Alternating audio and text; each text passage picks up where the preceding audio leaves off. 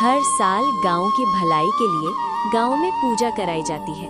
इस बार भी गांव में पूजा हो रहा था, लेकिन बिमला नाम की एक विधवा औरत ने बीच में आकर पूजा भंग कर दी। ये देखकर सब गांव वाले गुस्से में लाल हो गए। इसी मुद्दे को लेकर अगले दिन चौपाल पर पंचायत बिठाया गया।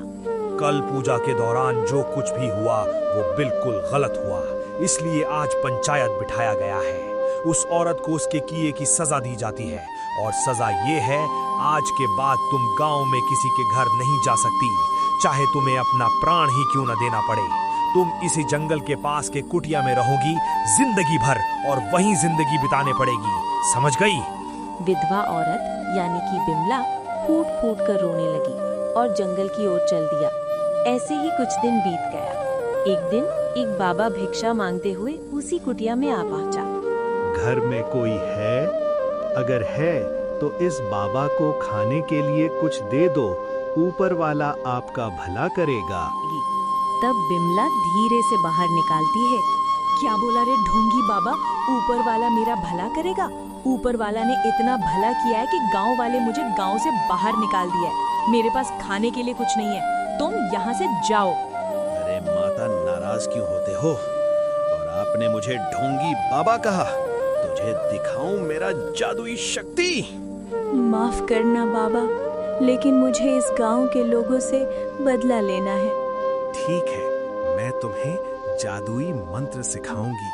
ये मंत्र बोलने से जो तुम चाहो वो कर पाओगे, लेकिन इस मंत्र को अगले 21 दिन जपना होगा। बूढ़ी औरत को मंत्र सिखाकर बाबा वहां से चल देता है। 21 दिन के बाद हर रात गांव में से एक एक आदमी गायब होता।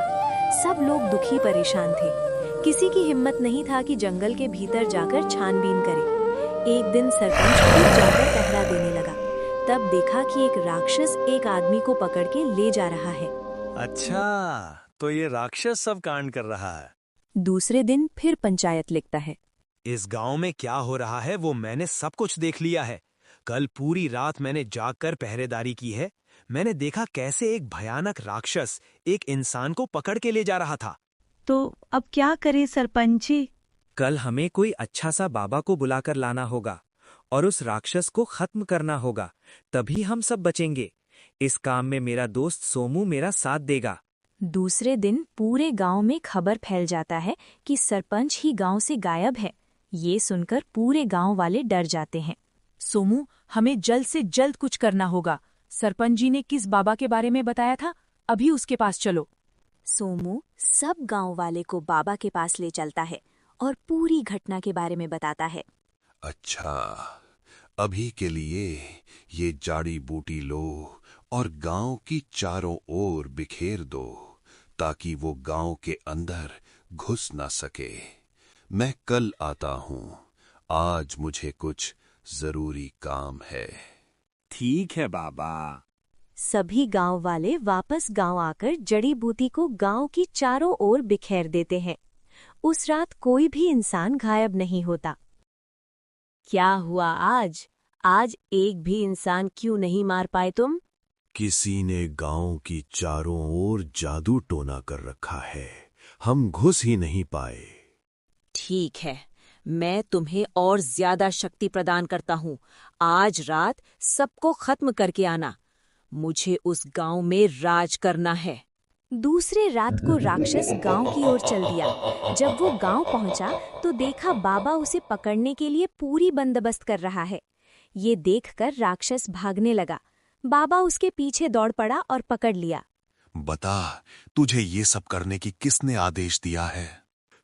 उस झोपड़ी में रहने वाली डायन औरत ने। अब तुम दोनों नहीं बचोगे।